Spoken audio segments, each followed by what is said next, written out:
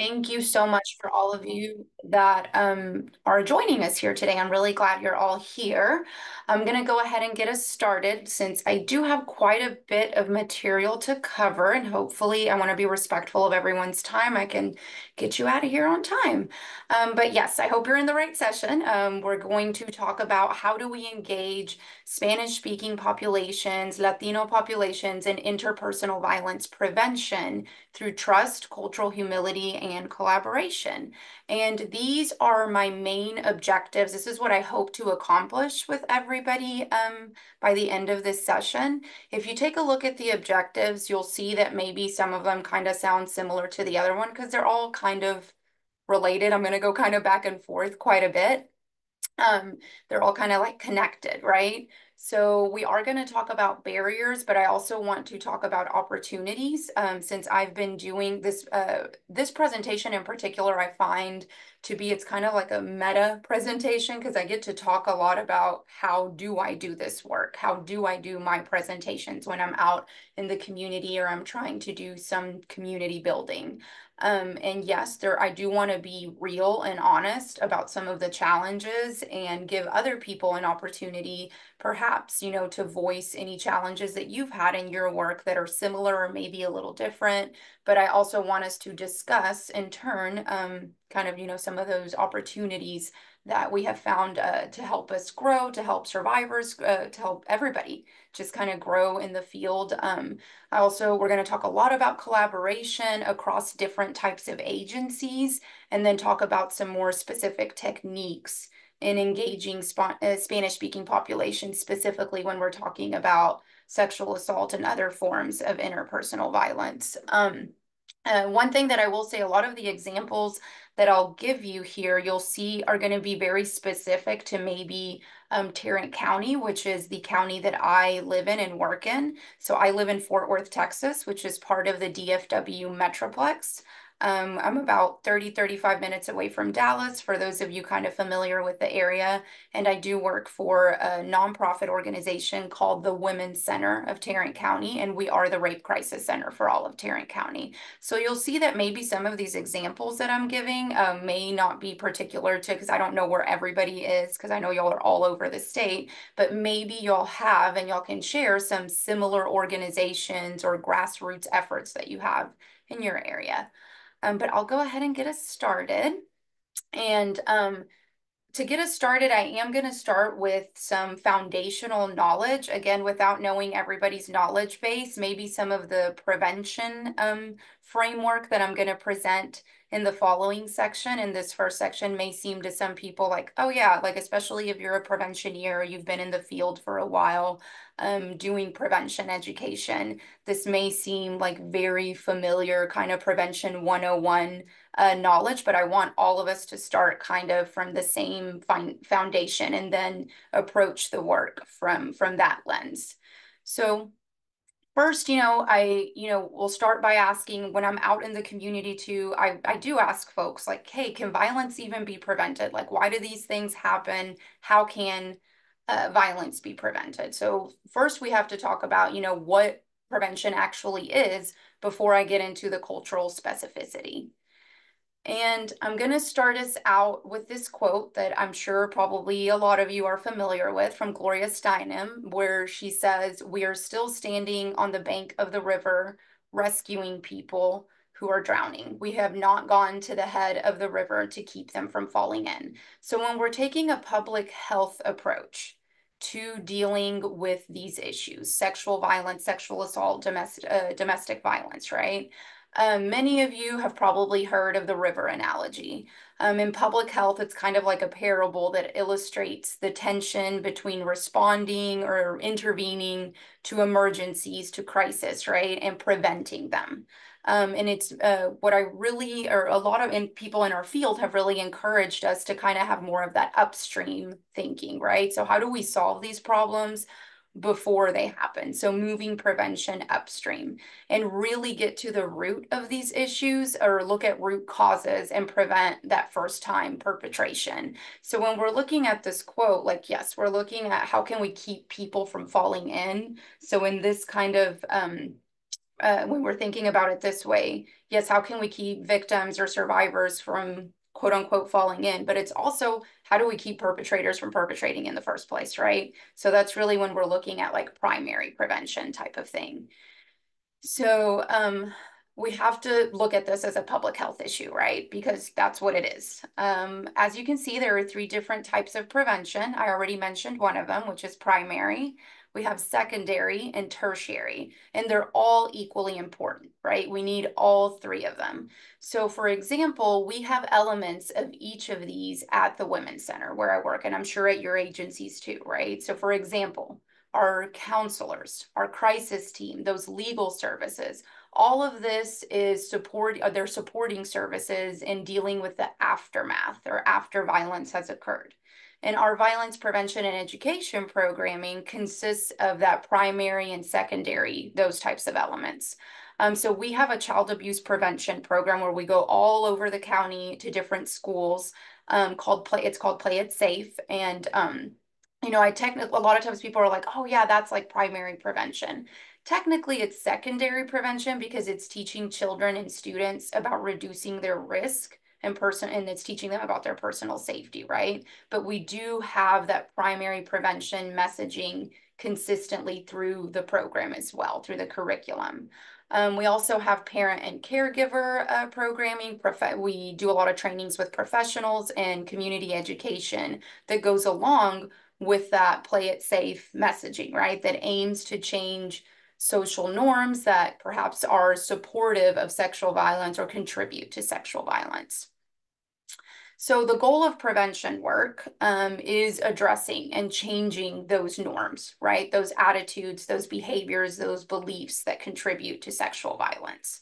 So again, it's super important that we approach this from a public health lens and a health equity lens to really do this work justice and to do it right. It's kind of like, I think we all kind of make the joke sometimes of like, hey, if we're doing a good job as preventioneers, we're trying to work ourselves out of a job, which is true, right? So we really have to get to the root cause of these issues because we're really trying to prevent that first time perpetration and prevent or that reoccurrence of violence, right? Like breaking those cycles of intergenerational or that generational violence. If there's any questions, by the way, at any point, because right now I'm just going through that kind of, like I said, base intro knowledge, please feel free to drop questions in the chat, or I don't mind people unmuting themselves. That is totally fine. All right, so I'm going to show you another pyramid. I have two pyramids in a row, so we're kind of going on, I guess you could say like an excursion or trip to see some pyramids here. But this is the anti-violence continuum, and I'm sure a lot of you are familiar with the sexual violence continuum, right? So we have to frame our work using that sexual violence continuum or what you see here.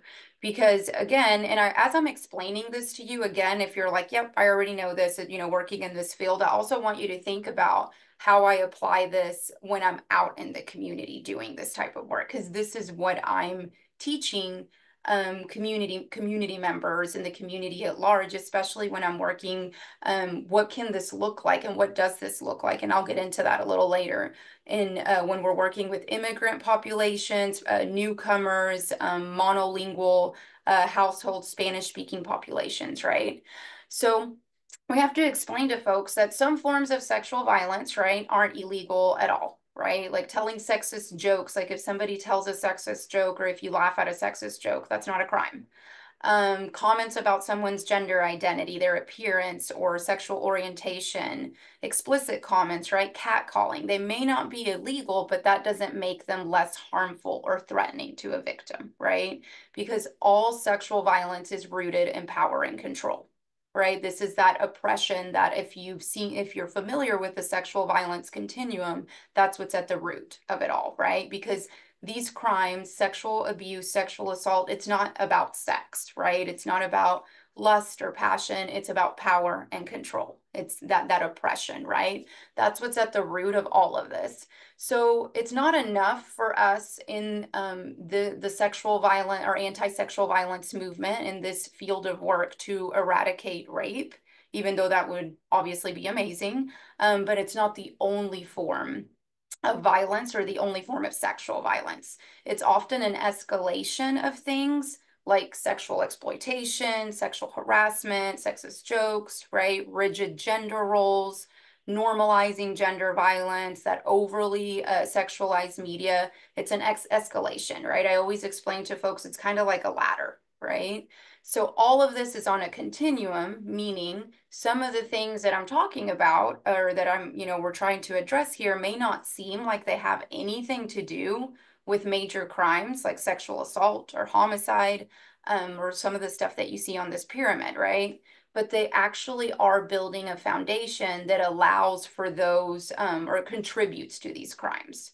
So again, we have to keep in mind those social norms, that are the attitudes, beliefs, and those standards of what behavior is considered okay and not okay. And some of that's going to, like, depending on what communities we're working with, maybe specific neighborhoods, maybe different regions of the country, parts of the state, it's going to look a little differently, sound a little different, but at the same time, there is a lot of overlap too. You'll see that there's a lot of similarities. Um, because norms do help shape our behavior, right? So we adhere to social norms all day long in hundreds of different ways, some of which are never explicitly taught to us, right? So we learn them through observing the behaviors of others, perhaps, and to truly prevent sexual violence at the root, we have to address these norms. That's why a lot of times one comment that I hear a lot when I'm doing this education, they're like, well, I'm not raising my children to believe this or behave this way, or I wasn't raised that way. But it's not just what the messaging that we're getting from our family or from our parents, right? This is coming from at us from different angles, from different systems. We're interacting with different systems in different communities every day. So again, when we're looking at this really at the community level and we're taking these community-based approaches to health equity, because all of this, again, we have to really strive for, and it has to be our launching off point. We have to have that health equity lens.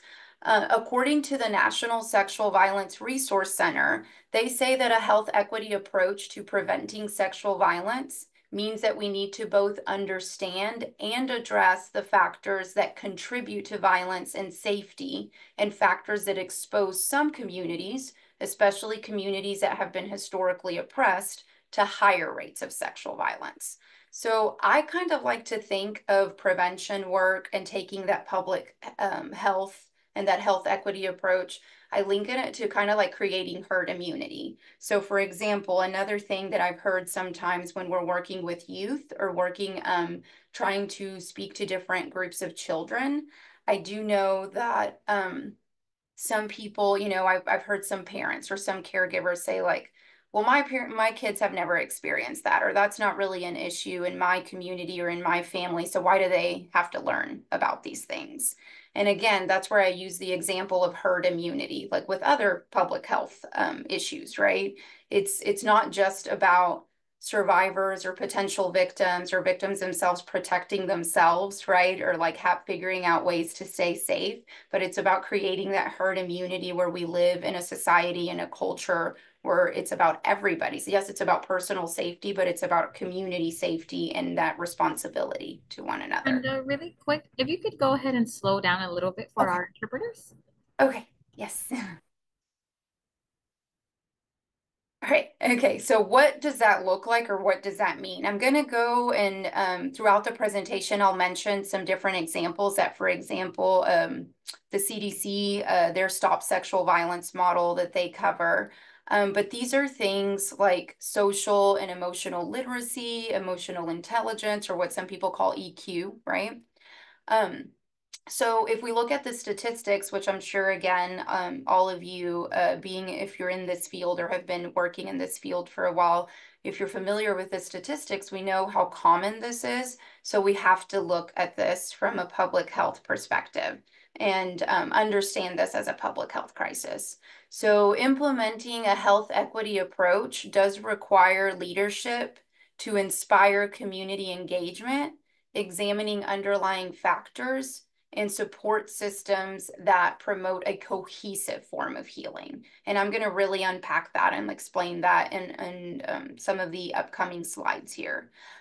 Since, as we already know, historically marginalized communities do face unique barriers to accessing support services. There is an urgent need for us to take a look at primary prevention, specifically at those strategies that are, I guess I could say, specifically focused on those groups, which is my purpose today, right? In discussing new approaches and maybe some of them not that new, because again, I do hear briefly, I do want y'all to share what are some of the approaches that you have already been using that are relevant to the Latino, Latinx populations, maybe in the area that you work in. So we're going to look at some of those culturally responsive or culturally resonant services or education. Okay. So this is a chance, yeah, I want to just kind of ask you, maybe some of you already, whether it's you personally or in your agency and your role, how do you engage or how do you engage in some of these approaches? Oh, sorry. Nope. I am so sorry. Give me 1 second. I kind of got click happy here. Yes. Okay, sorry. If anybody doesn't mind sharing, what are some of these approaches, some examples that you can think of um, that perhaps you already engage in the work that you do? And it's okay if nobody wants to share right now, or if we're feeling a little shy, or as you're thinking about it. I know Feel I'm free a to. monitor, but I don't mind participating. Yeah. I'm also in the prevention department at TASA, and I was a prevention educator and coordinator in the field. And I think something that's often overlooked is just community collaboration and working with the communities rather than just for them and doing things for them, but involving them. I think that's a big part of primary prevention is that community connectedness, and we know that's a protective factor. And then I will also read the chat box just so the interpreters can interpret. Rebecca said bilingual community events and outreach. Yeah, of course. Yeah, that's exactly. Thank y'all. Okay, I'm seeing some of the comments here. Somebody said we have handouts in English and Spanish. Yeah. And some of the stuff I know seems like pretty like, like kind of duh, like just basic. And of course, a lot of it is like, yes, we should definitely be providing interpretation, like have like a language access um program and have handouts in English and Spanish and really look at not like just literal translations, but really have those culturally resonant, culturally specific translations and having those bilingual community events and outreach. And like I said, not all Latino events and outreach is going to look the same in every single part of the state of Texas, even though, yes, we're all in Texas. It can be very different. What I'm doing up here in DFW and Fort Worth is going to differ than maybe what's going on in some of our border communities or some more like rural communities, or maybe what some folks are doing in Houston wouldn't work there for, ABC reasons. And we will talk about that a little more as we go through. But what I do want to encourage people is, yes, that's great. Basic is by doing these bilingual or only Spanish speaking events and having these handouts is a really good start. It's a minimum, right? But we're going to hopefully I want us to start thinking, having this question in mind, keep it in mind throughout the presentation. How can we push the needle a little further, go a little deeper than the basics? So let's look at primary prevention approaches specifically, primary prevention, okay? So I'll let you can read the explanations for each of these components of primary prevention on your own. But the main takeaway on this slide that I want to give you with this is that we have to go about this work from all of these different angles simultaneously. Um, so, our work obviously has to be comprehensive, right? We do have to address risk factors at all levels of the socio-ecological model, which we'll look at in just a little bit, but I'm sure a lot of you are familiar with it. And this is necessary because of the interconnectedness of personal behaviors, relationship patterns, community interactions, right? And societal norms and conditions that I've already talked about a little bit. Our work has to be long term, right? So when we're talking about those bilingual events or those Spanish speaking events and that outreach, it can't just be done once. We don't just go into a community or do an event one time with one community partner and we're like, okay, the work is done, check, right? It has to be community driven, which a lot of what I'm going to talk about today, it's really focusing on that community driven piece. Um, because primary prevention asks us to operate from the understanding that communities can identify and solve their own problems. Kind of like you said earlier, we're not working for them, it's with them. They really take ownership and responsibility of the work. We're just going in and facilitating and perhaps maybe giving them some of the resources or tools that they may need access to, but really it's the communities who are driving and leading this work. And then it has to be strategic, right? So we need to ask questions like, why are we trying to pass this skill on to this population and why now, right? Have they stated some need for it? So that's when we're looking at, community needs assessments. We need to ask do they have the necessary knowledge and motivation to acquire the skill? How are they going to use it, et cetera, right? And it needs to be population based because again, we're looking at those public health interventions that are focused on society at large, right? On the good of the whole, instead of looking at individually. So here are the core concepts. It's like I'm talking about different spectrums today, but this is the spectrum of prevention, right? And some of you may play a direct or maybe indirect role at each level of this spectrum that you see here in your respective agencies. So we have to strengthen individual knowledge and skills, right? Promote community education, which if you're a community educator or preventioneer, that's what we're doing, right? Fostering coalitions and networks, educating providers. And then I know I noticed a lot of the sessions this year are really focused on talking about how do we change organizational practices, right? And then when it comes to influencing policy legislation, a lot of times when I'm talking to colleagues in the field, I'm like, we may not directly be or have any like power in how we can influence policy legislation, but I don't directly develop policy, and perhaps many of you are in a similar position, but we can still develop strategies to advocate for changing laws and policies to influence outcomes, right? So I do want to ask you now specifically with influencing policy legislation, what's one way that we could indirectly or sometimes maybe even directly do this? What do you think?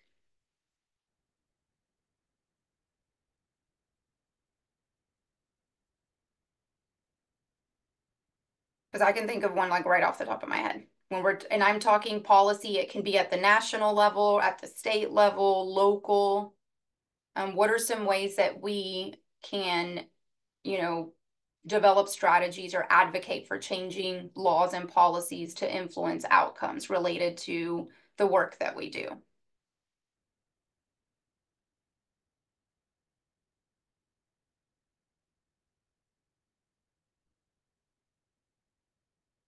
And it's okay. I know a lot of times when I'm in virtual trainings, it's some people like to just drop answers in the chat, or it doesn't have to be super interactive.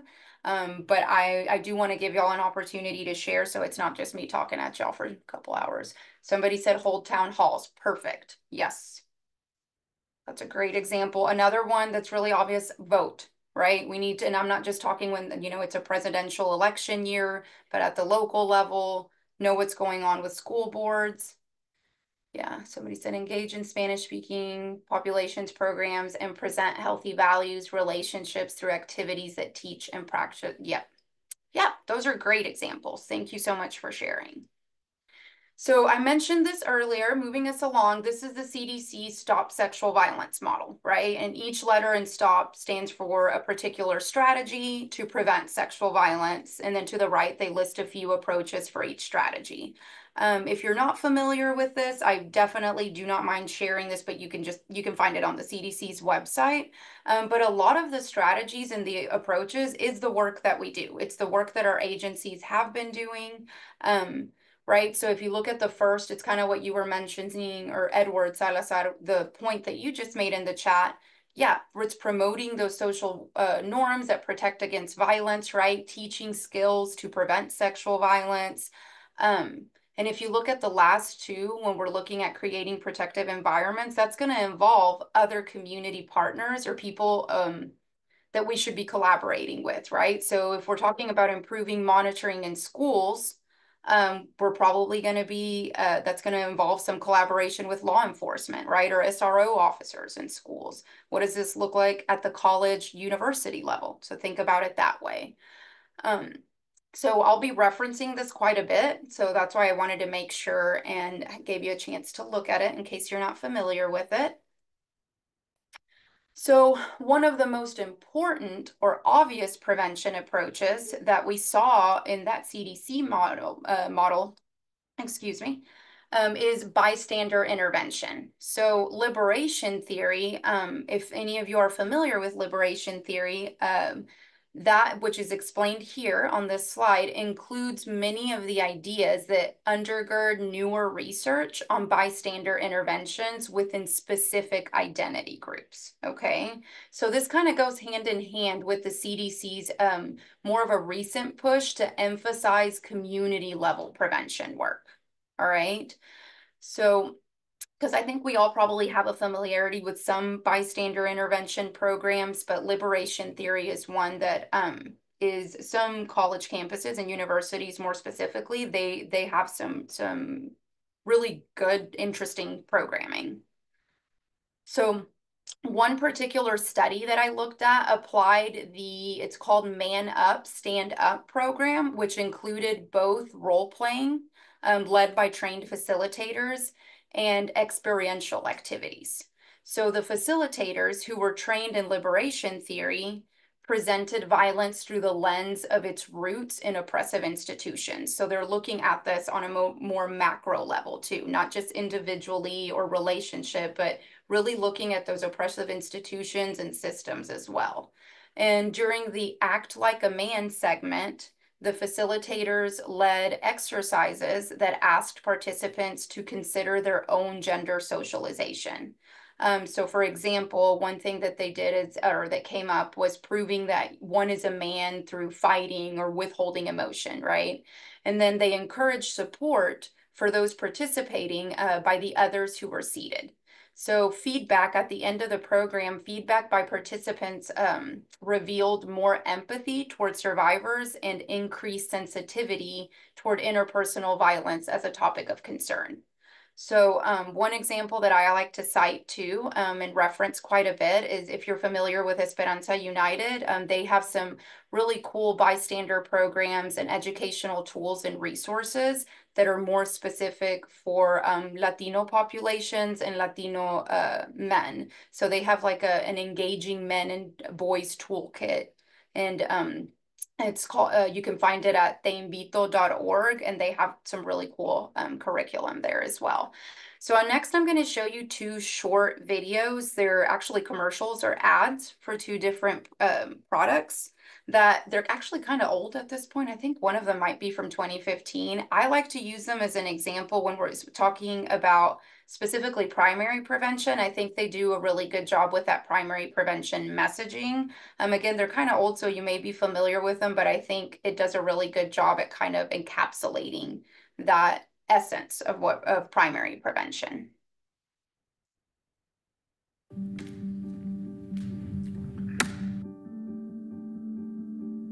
Hi, Erin. Hi. Okay, so I'm going to just give you some actions to do and just do the first thing that comes to mind. Show me what it looks like to run like a girl. Hair.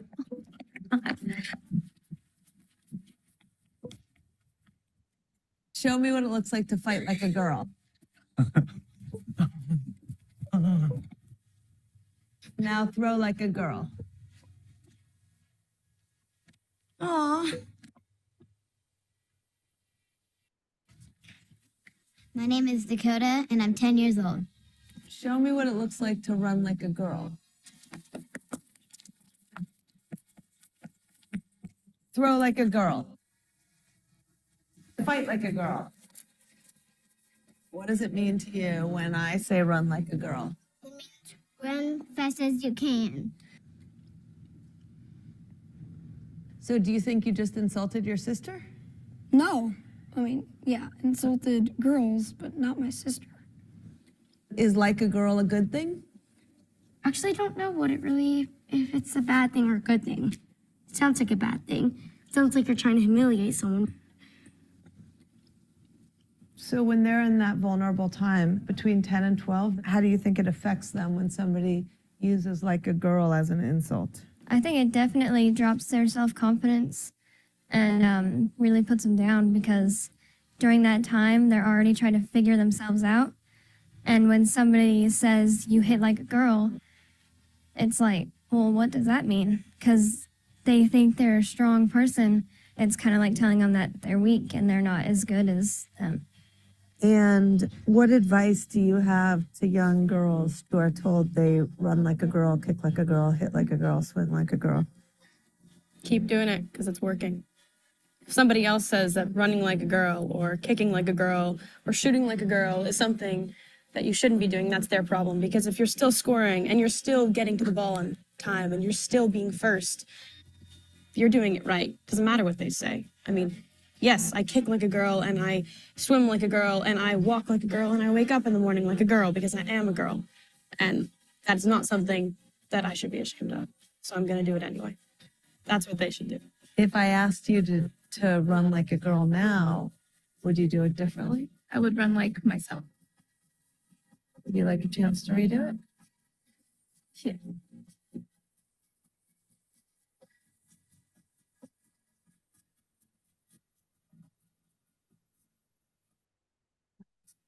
Why can't run like a girl also mean win the race?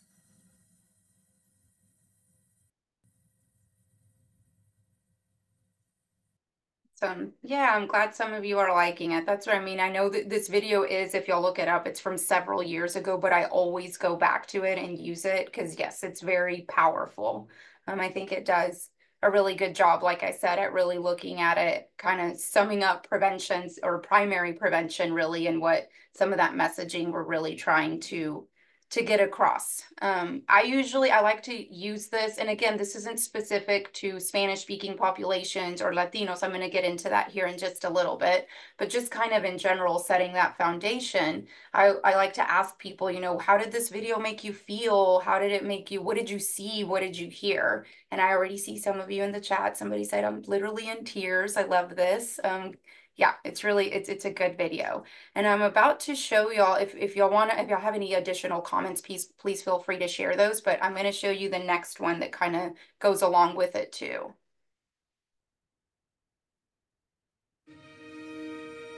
Bullying. The Me Too movement against sexual harassment. Masculinity.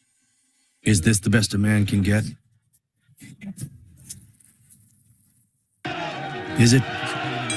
It's likely happening here in bullying as well. A problem We can't hide from it. Sexual harassment is taking over. It's been going on far too long. We can't laugh it off. Who's the daddy? What I actually think she's trying to say. Making the same old excuses. Boys will be boys. Boys will be boys. Boys will be boys. But something finally changed. Allegations regarding sexual assault and sexual harassment. But she says And there will be no going back. Because we believe in the best in men. Men need to hold other men accountable. Smile, sweetie. Come on. To say the right thing. To act the right way. Bro, not cool, not cool. Some already are. In ways big Yo, men, forever. and small. I am strong. I am strong. But some is not enough. It's not how we treat each other, okay? Okay. Because the boys watching today will be the men of tomorrow.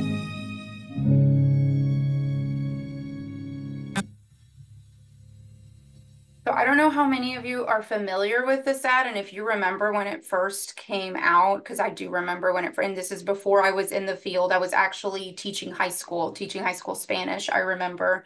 And usually when I share this, I get a lot of like, yeah, people are like, oh my God, I love it. This is so great. It got a ton of backlash back when it first came out. Like there were people trying to boycott Gillette or yeah, just a lot of conversation online, on social media, just traditional news media talking about, you know, just, yeah, people had a lot of issues with it, which again, yeah, I'm kind of, you know, somebody said, I've never seen this. Well, I wish we could see more of this. Yeah. So I remember when I first entered the field and started training, that was one of the first things that I saw in presentations or training were these videos, that they had such a just moving, powerful impact on me, right? As a trainer, as a preventioneer, and advocating for survivors. But again, I just think it's interesting to show that, yes, it's already like a few years old, going on 10 years old, I think, about, give or take. And it's interesting that there was people had a lot of issues with it. Yeah. Okay, so now moving us along, unless anybody has any other comments, questions about the videos, but thank you already for some of your input. I appreciate that. Okay, so I'm going to give you a second to read this quote. Some of you, I know that there is some Spanish language in the quote, so there's English and Spanish. So it's a quote from Gloria Anzaldúa, who is influential in the field of Chicana studies, American literature, borderlands literature, and feminist and queer theory. So the reason I included it right here in this section, it serves kind of as like a preamble to the more culturally specific topics that we're about to embark on, okay? So where she's talking about this idea of Nepantla kind of existing, right, like in the middle, like really looking at, quite literally, like, yeah, she's really important in borderlands literature, but talking about all different kinds of borders, not just the literal border, that as well, but just kind of keep that in mind as we're going through. And I'll give y'all a few more seconds because I know it's a big chunk of text there.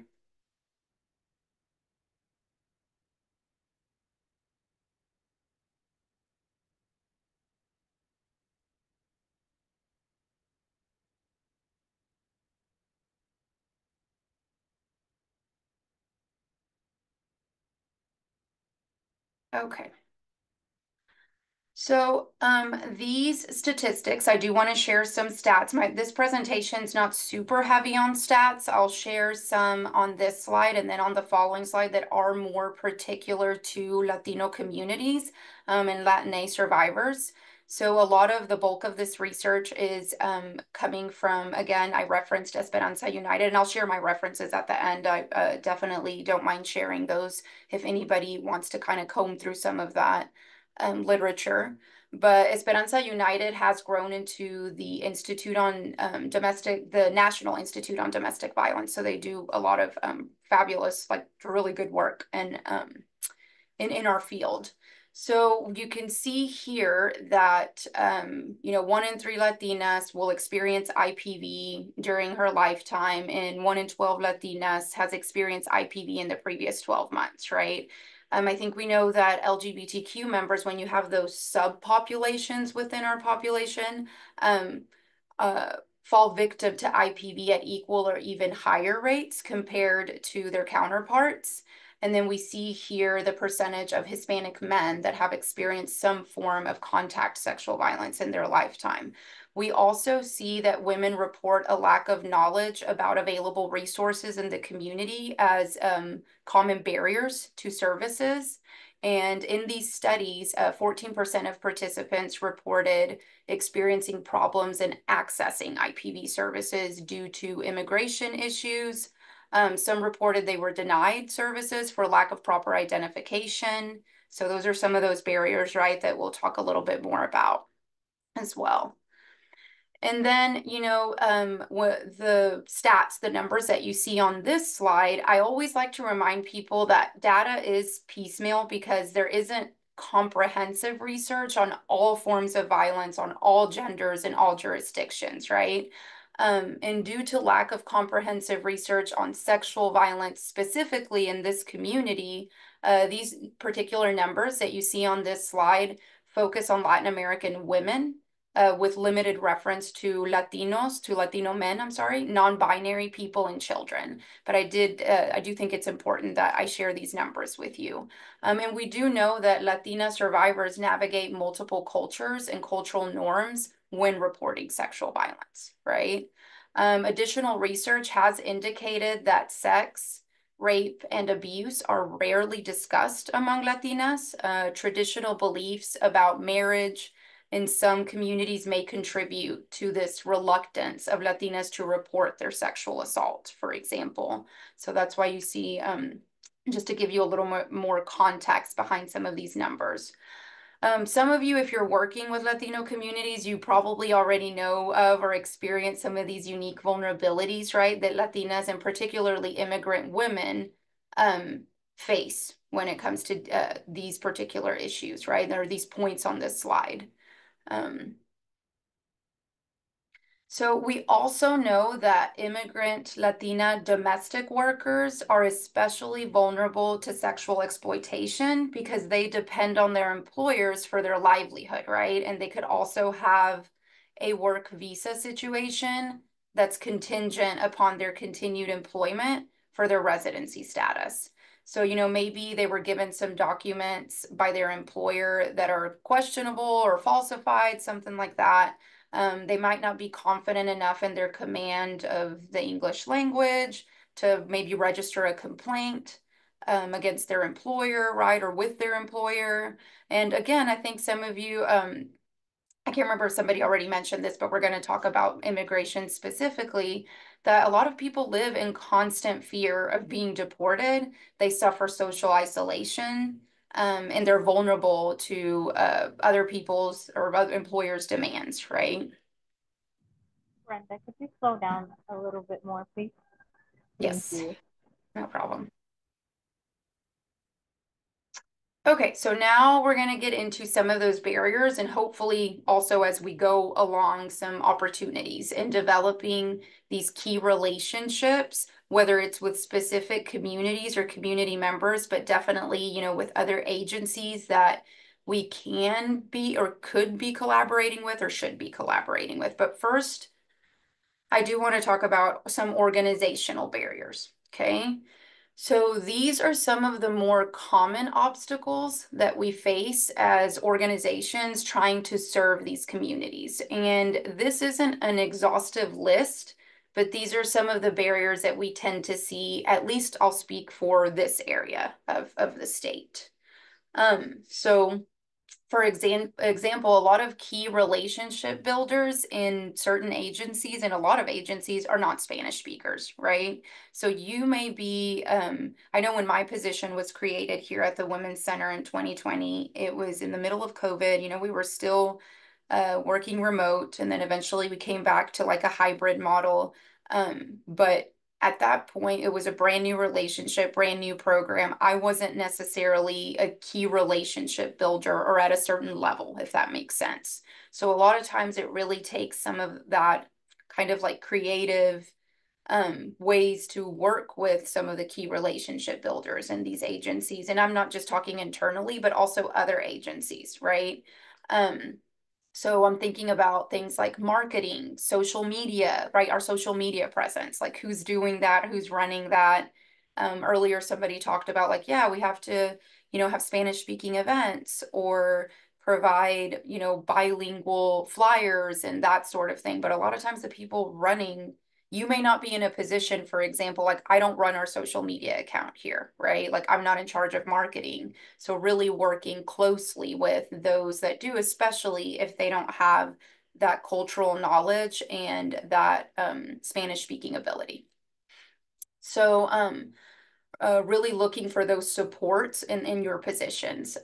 Also think about if there's not really like any formal needs assessment that's happening. So, you know, maybe it's kind of like once survivors or Latino community members do come. So first it's like, hey, how can we get them here, right? Or what are some barriers? But once they do come, how are we surveying them? How are we working with them leading this, right? Not kind of like what we were saying earlier. I'll give one example. I know one of the things that we do internally in the agency, and we'll talk about some external stuff as well, is also working with different teams. Like, so yes, I'm in our rape crisis and victim services department, but within that department, we have a crisis team, a clinical team, right? But how can I work with our clinical team, for example, if they're leading a group, a support group, like maybe some community ed folks can come speak in the group, that sort of thing. So just what are different ways that we're collaborating internally? And another thing that I do always point out when we talk about outreach, right? Doing that bilingual or Spanish speaking Latino outreach. Outreach is about building trust and partnerships, right? Outreach is not the same as marketing. So keep that in mind. Like a lot of times I do think, I know when I first started doing a lot of community building, that sort of work, I do think there's a conflation or sometimes confusion about like, oh yeah, our outreach is the same as marketing. That's one component of it, but it's not the same thing as marketing. We have to build trust and partnerships and be strategic about it. Okay. And sometimes we have to be really creative with it. And also keeping in mind that visibility and representation, yes, they are generally a good thing, but that doesn't necessarily translate to equal access to power and resources. So kind of keeping that in mind.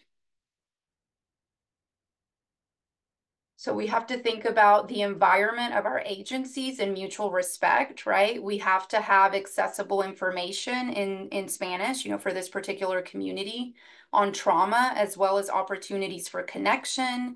And we have to have an emphasis on strengths and be culturally responsive and inclusive. And I'm going to continue kind of going through that. So when we're looking at some community barriers, those were more, you know, organizational. This is when maybe in the community, what are some barriers that we're seeing? There's that lack of knowledge, right? And misinformation about the US legal system. Again, I don't want to speak for the entire state or for all Latinos, but what I will say that I see a lot in the 4 years that I've been with this agency doing this work, there is a lot of misinformation about our US legal system, what's reportable, what's not, how do we report, crime victims' rights, that sort of thing. There's obviously a lot of linguistic and cultural barriers. We still see and hear a lot about discrimination, that even if it isn't our particular agencies engaging in some of this, I do talk to a lot of community members that they've had a really bad experience with other service providers or helping agencies. And so that really kind of clouds their or impacts their ability to engage with other services in the community. There's economic and employment challenges, right? And that isolation from family and community. Also, it's these topics, when we're talking about sexual abuse, sexual assault, it's still a very taboo topic for the population, right? There's that fear of reporting. Again, like I said, those negative experiences with other service providers. One that I find really common too is a lot of times we need a therapist there to help process things that come up in presentations, right? And sometimes depending of what kind of event we're doing, we do have access to some crisis case manager folks, and some like if I'm doing an event in-house, obviously we have our 24-hour crisis line. People can talk kind of like what we're doing here at the beginning. You're like, hey, if you need to take a moment to take care of yourself, we'll put you in touch with an advocate or with someone. We can do that. But sometimes, depending on what our work looks like, where we're going, we may not have access to that. So just keeping some of those things in mind.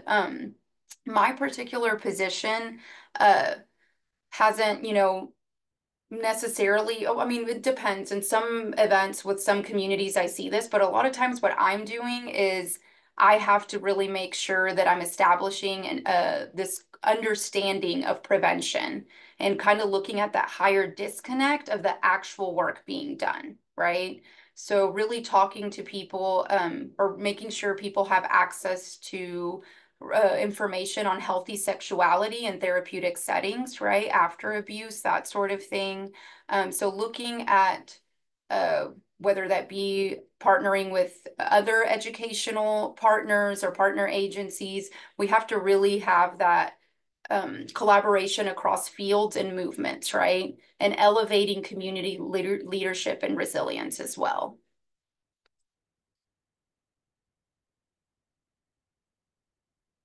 So lack of, I'm sorry, one example, excuse me. Oh, okay. Let me slow down some. So another community barrier, one thing that I'll talk about some ways that we've kind of been able to alleviate some of this. One example that I like to share is for those of you familiar with the Texas VINE system, the Victim Information and Notification. I think it's Victim Information and Notification every day. This is when somebody, like if a perpetrator or abuser is already in the criminal justice system, getting that kind of like notification when people are being released or transferred. One thing I've noticed, a lot of clients, like we can educate them on like the same process or give them the information or like a pamphlet in Spanish, right? Be like, this has all the information on the Texas VINE system or the same program, I'm sorry. Giving somebody just a pamphlet in Spanish sometimes isn't, we really have to have somebody to be able to really educate and answer any questions and really go through that information with victims or survivors. That's one example that I can think of kind of off the top of my head. Where we have to, and if we can't do it in one particular setting where we're doing a presentation on, for example, healthy relationships, really making sure that we're doing a warm handoff to talk to somebody, whether that be through our crisis line or talking to a case manager, that sort of thing. Okay, so I think immigration is kind of like a big, I don't want to say elephant in the room because we touched on it a little bit, but when we're talking about specifically Latinos in the state of Texas, also, I know obviously not all Latinos are immigrants or not everybody. We have a lot of families that are mixed status. You know, some folks may be undocumented, other folks may be in the process, other people may, you know, be second generation, third generation. So it's going to look a little different. But I do think it's important that I spend at least a little bit of time talking about immigration policy and how that impacts the work that we do and how that affects survivors. So this presentation is not a comprehensive like history class or I don't have the time to get into this. It's a whole separate presentation, but I do like to give some historical context and talk about a little bit of like that background, because I think a lot of people, especially if you pay attention or follow a lot of what's going on politically at the local level, national level, a lot of people get certain sound bites and may have certain ideas of what are some of the push and pull factors contributing to migration or different migration patterns, but it's important that we know the facts and at least are familiar with some of the history, right? Mexican immigration, for example, and I know we have Latino populations and immigrants from all over different Spanish-speaking countries, but I am going to talk a little bit about Mexican immigration, just because we are in Texas. So in the 20th century, it came in three great surges of growth, right? The first surge began in the 1900s. The revolution in Mexico and a strong U.S. economy brought a tremendous increase in Mexican immigration rates. So between, I think it was 1910 and 1930, the number of Mexican immigrants counted by the U.S. Census tripled from 200,000 to 600,000. So the actual number was probably far greater, right? And what people back then used to call El Paso, Texas, it served kind of as the Mexican Ellis Island. So it was a gateway to a different life for immigrants and a powerful symbol of change and survival for their children and grandchildren. Some of you may be familiar with the Bracero program that happened during World War II. If you're not, I can share links and resources. Again, we don't have time to really go into that, but that is one key program where Congress responded to growers, particularly in the agricultural industry, worries about a shortage of agricultural workers by approving temporary entry of migrants from impoverished rural areas in Mexico. So the Bracero program became the largest guest worker program in U.S. history. The program was controversial, different reasons. Again, I'm not really going to spend a ton of time on it, but I can share, there's different really good documentaries that cover this. And then NAFTA, if those of you familiar with NAFTA, it was drafted and implemented in 1994. And supporters believed that its established free trade zone would stimulate economic growth and shrink wage disparities between the three participating countries, which is in North America, Canada, the US, and Mexico. But the facts prove that such prediction didn't work out, right? So with regard to the increased immigration resulting from NAFTA, in 1995, there were 2.5 million undocumented immigrants in the US, and by 2006, that number had almost quadrupled to 8 million. So, you know, if we look at other Latin American countries, especially in Central and South America, one of the biggest pull factors in recent decades is the Temporary Protection Status, or TPS program, that was established by Congress in 1990. Okay, so that's a big one there, where we're seeing in several different states, not just in Texas, folks coming from Central America. And of course, these are just some of the official programs and policies that have substantially influenced waves of migration, but we know that there are many other motivating push factors, such as economic conditions, pervasive violence, threats of violence. We could look at high femicide rates in some of these countries. Some people, you know, talk about better access to education, healthcare, but we really have to think about make sure that what doesn't get lost here is we think about that trauma, that post-migration stress and mental health issues that can come up or surface because a lot of times when I'm talking to a lot of communities, you know, some people start recognizing, like, even my migration journey, like the journey moving here was traumatizing in and of itself. So then you've got that complex trauma when we're talking about sexual abuse or sexual assault or IPV, right? Now, when we look at SB4 specifically, I'm not going to read this whole thing to you. If you haven't heard about or you're not familiar with SB4, I'll let you take a look at it quickly if you can read that. But what I will say about it is that this places our communities and those traveling in Texas at higher risk of racial profiling and over-policing. In that respect, you know, we're all at risk, but our brown and Black communities are at greater risk of enforcement of this, regardless of one's political opinions. But it, you know, what some have described a cruel and unlawful policy or law. So I like to ask people, you know, when I'm talking about immigration specifically, without getting into the politics of it, right? Because I know that's not what we're doing here. But I ask people, how many of you have had to move in the last few years, right? I want you to think about that experience. In the best of circumstances, when you have to move, most people are like, yeah, moving sucks, right? I didn't really enjoy that. So I'm like, was it fun? Most people are like, no, that wasn't fun. So I tell people, now think about it from some of the immigrant populations that we're working with, or when we talk to some undocumented folks or immigrants, like just think about their journey and their move, right? Like their experience. I am going to read this really quick so that the interpreters can translate it. So SB4 says it's this new law authorizes untrained police officers to engage in immigration enforcement.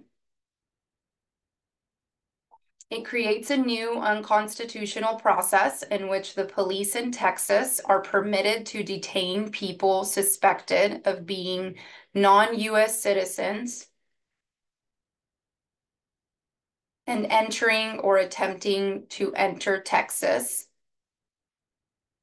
from Mexico or another country without authorization. Police may charge individuals with a new state crime of illegal entry to Texas, punishable by up to 6 months in jail.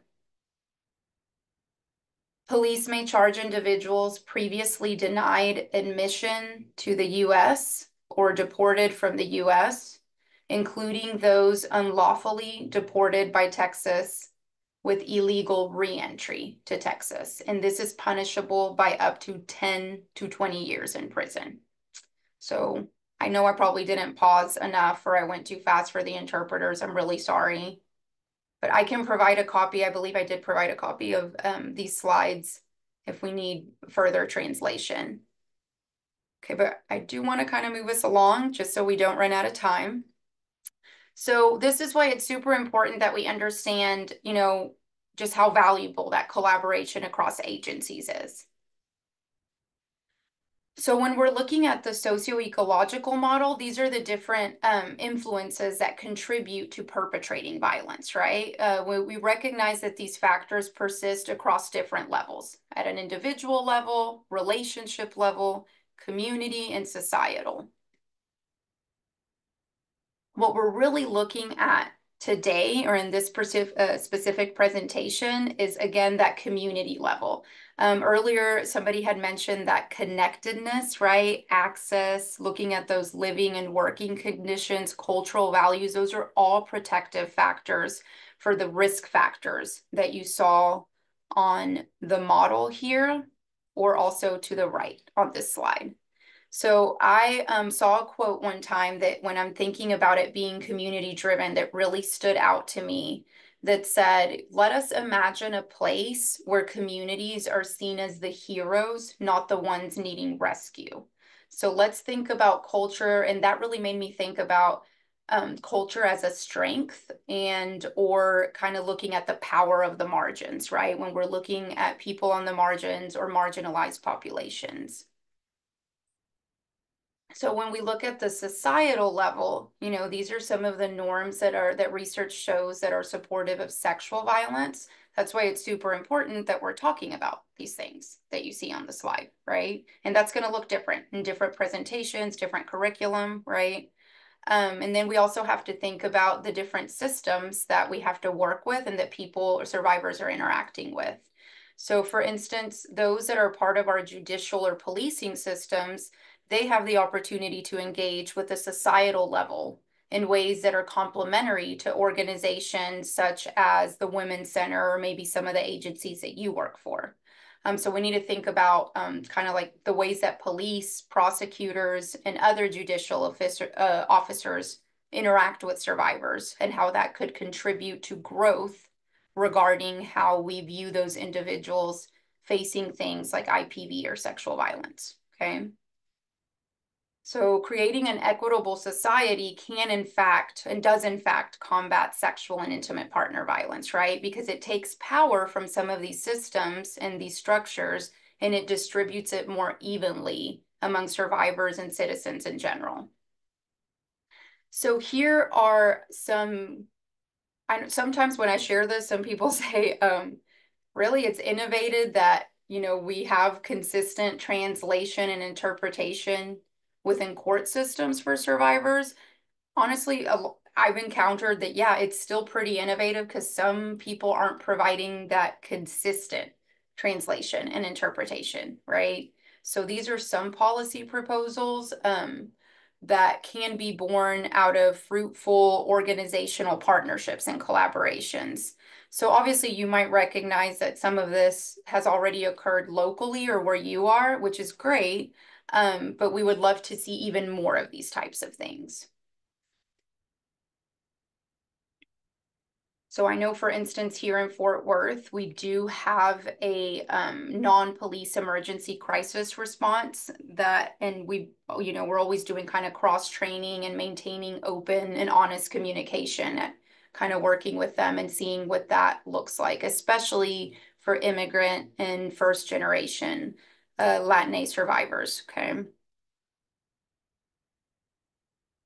So here are some of the partnerships. This is where I was saying, unless some of these organizations are going to sound, very foreign to y'all, just because they're very local. It's what we have here in Tarrant County and Fort Worth. But some examples that I can give too are our Hispanic Chamber of Commerce, that even though obviously that's going to be different where you are, but most of you probably live somewhere where there's a local Chamber of Commerce or even a Hispanic Chamber of Commerce. So that's one example of a partnership. Different community health clinics that were started from very grassroots movements that were started by immigrants, led by immigrants, right? I partner a lot.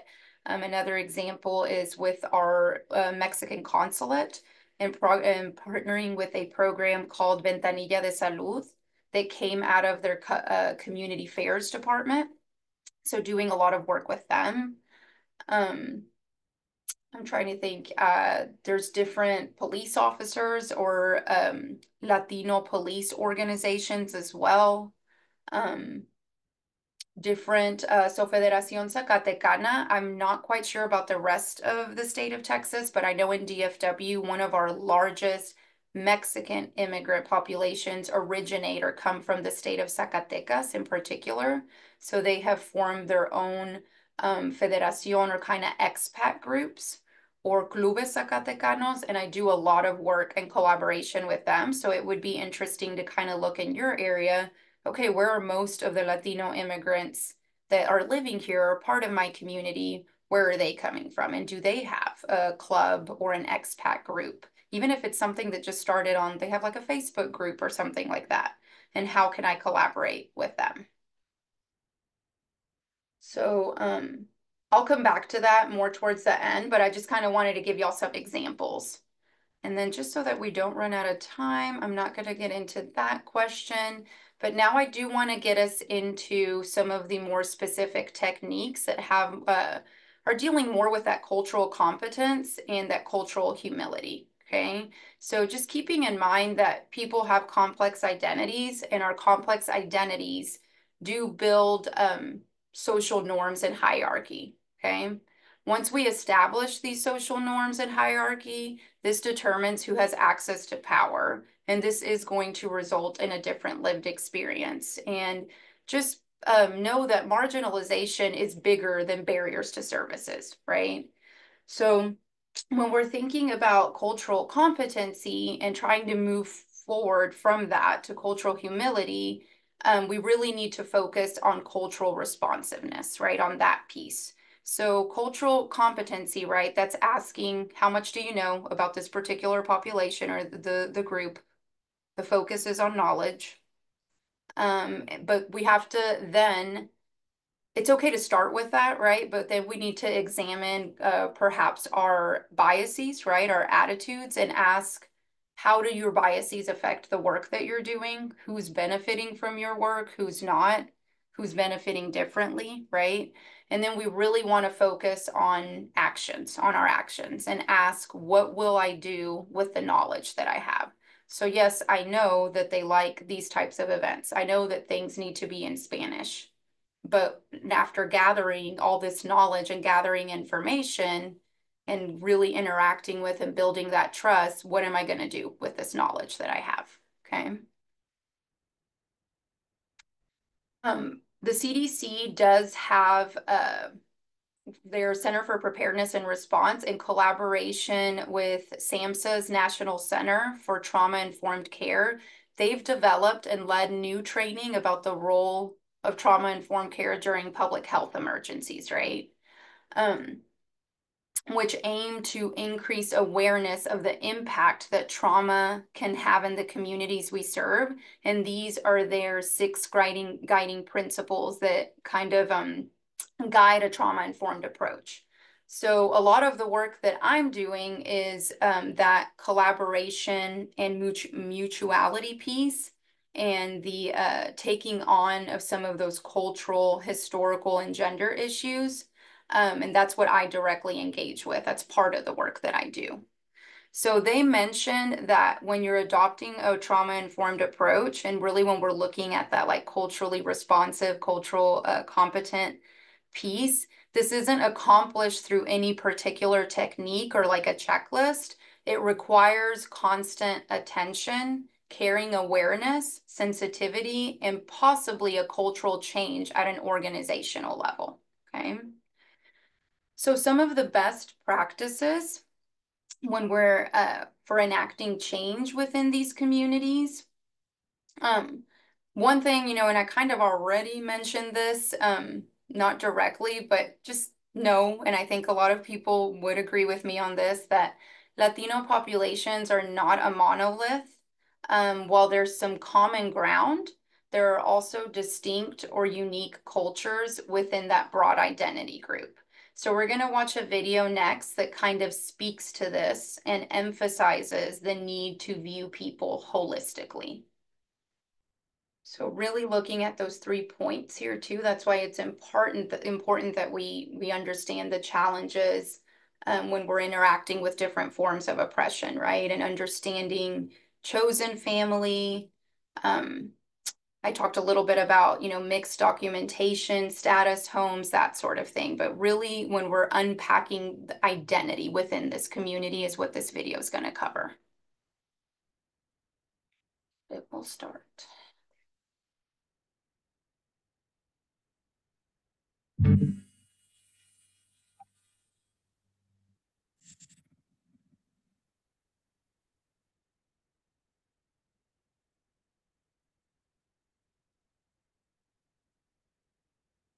I think the Latino identity is pretty confusing to me because oftentimes I find it in a little checkbox on a form and I'm confused on whether I should put Latino or Hispanic, but I'm Mexican. As Latin Americans, as Hispanics in the U.S., there's a community that gets built regardless of which specific country you're coming from. In our history is a history of African people, indigenous people, Europeans, conquistadores, all these different people colliding, many times not with their consent. So that informs all these loaded issues people have. It's like navigating 3 identities. If you're from the States, you're American, you're Black, and you're Latina. And furthermore, wherever country that you identify in coming from.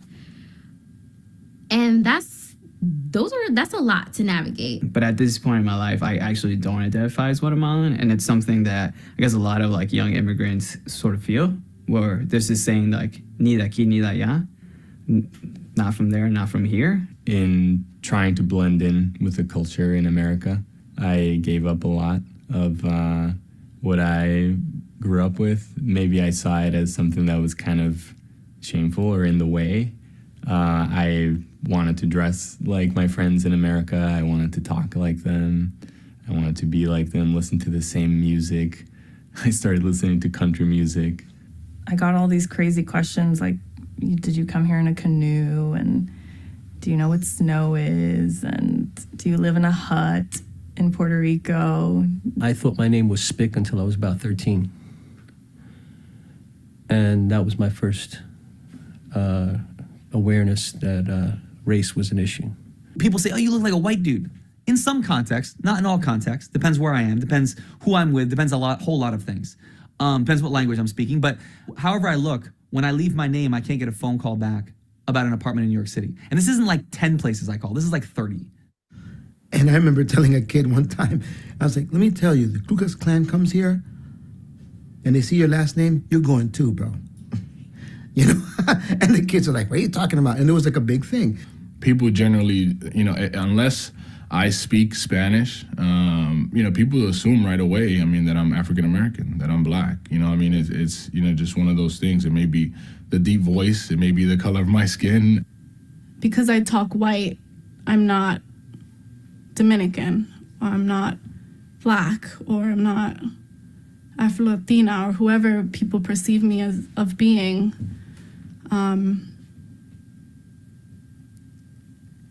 And that hurt, and that still hurts. Because one of my daughters is lighter than the other, they had blackness issues. And I remember my oldest daughter telling my youngest daughter that she was black and that her hair, she said something, and I remember crying like immediately, like, oh my God. No. And I had to sit them down and talk to them about our roots and that everything that they learned from the family was wrong. I feel like I wanted more of my culture. I grew up, there was a point I stopped speaking Spanish to her, and I still don't speak to her in Spanish. So I feel like something was lost, and I don't know if it was just because she was busy raising 5 kids and didn't really think about culture in that way and how I would come to identify myself. Growing up, like this, as a young teenager, I told people I was Puerto Rican, which is completely, which is right. But at a particular point when I became a little more politicized, I was definitely more of a black nationalist than I was a Puerto Rican nationalist. Maybe because the concept of black nationalism and the black liberation movement is so much more accessible. There isn't a language issue. So yeah, I totally was reading Malcolm and Marcus and James Baldwin and Huey Newton before I read any of the Puerto Rican nationalists. Either you're black or you're white, and if you're like kind of in the middle, you kind of like don't want to be in the middle. A lot of us want to be white, but we're still brown. We're still color. We still have color. We're still, according to what the institution is telling us, what race is based on your skin color. So you're like, I'm brown. So that's kind of like where it came. Like I'm not black. And I'm not white, and I don't want to be white. So I'm kind of brown, and this is kind of like a thing that's there. If you are closer to being white, you are supreme. If you are not, you are less than. And to me, that's how I've understood it. And that's why I think it's very important that Latinos who look like me say, you identify as Latino, cool, Colombiano, cool, whatever else, but you benefit from light skin privilege. The fact that you have ojos claros, people want to fetishize that, understand what that means. However much I might want to say, oh my gosh, I'm so special because I have green eyes, you're perpetuating white supremacy by running with that. I'll talk to a young girl, a young teenager, and she'll say, I'm not white enough to fit into mainstream society. I'm not Black American enough to fit in that, in that faction of society. And I'm like, but you know what? You're the best person to be kind of like a connector between both, because in you is everything. And being Latino in an American kind of New World way is basically being a physical embodiment of how America began as we know it. So you're every woman. So for me, being Latino is being phenomenal.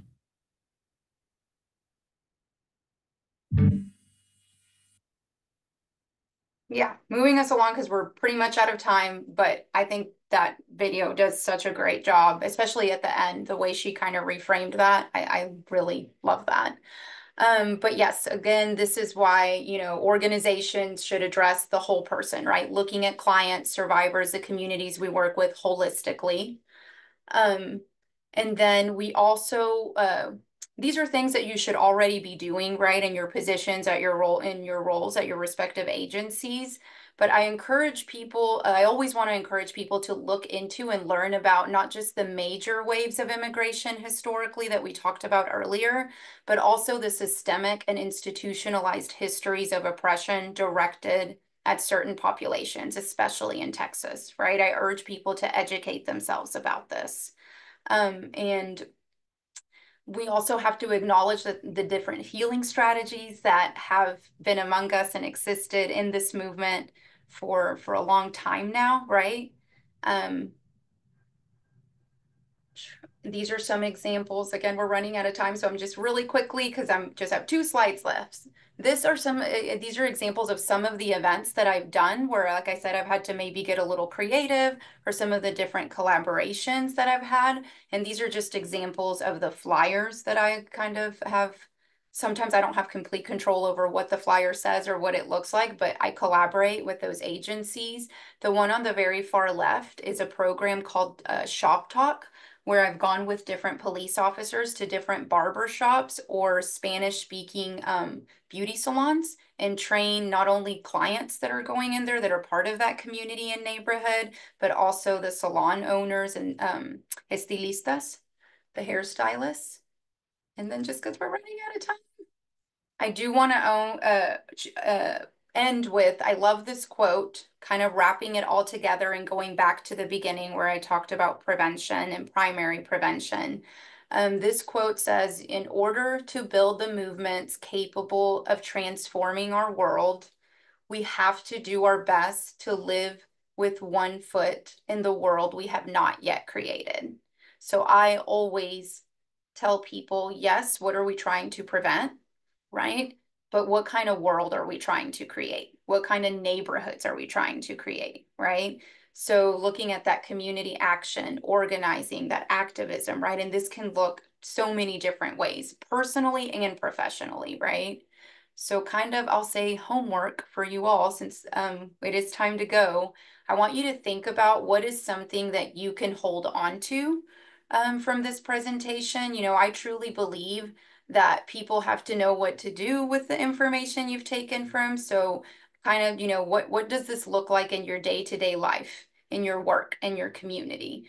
And yes, you know, we exist, we provide a necessary and important service, but what else can we do, or what can we do differently?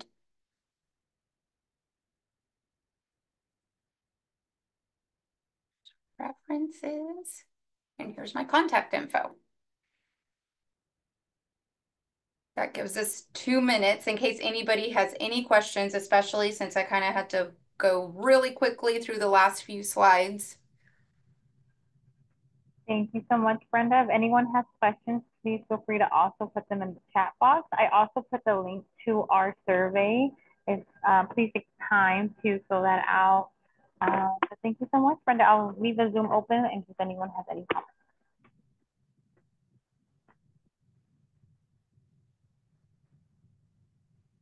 Thank you all so much. Thank you for the positive feedback in the chat. I appreciate y'all.